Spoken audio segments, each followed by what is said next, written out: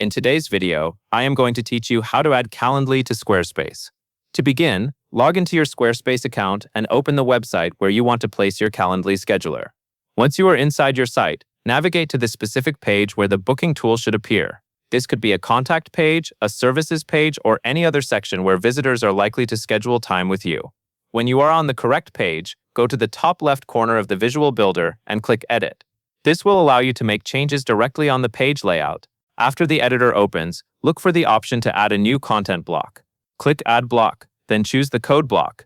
In some cases, you may also use an embed block depending on how you want the Calendly code to display. Once the block has been added to the page, click the pencil icon on that new block to open its settings. This is where you will place the Calendly embed code. If you see any placeholder text already inside the field, remove it completely so the block is empty and ready for your code. Next, paste your copied Calendly script code directly into the block. Make sure the full code is pasted exactly as provided so the scheduler can load properly on the page. If part of the code is missing or altered, the embed may not display the way you expect. After you have pasted the code, click outside the block settings to return to the page editor. You can now adjust how the scheduler fits into your layout. Drag the edges of the block box and stretch it to match your preferred width and height on the Squarespace grid. This is helpful for making the scheduler easier to view and use, especially on pages where spacing and alignment matter.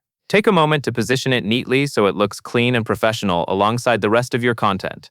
Once everything looks the way you want, go back to the top left corner and click Save.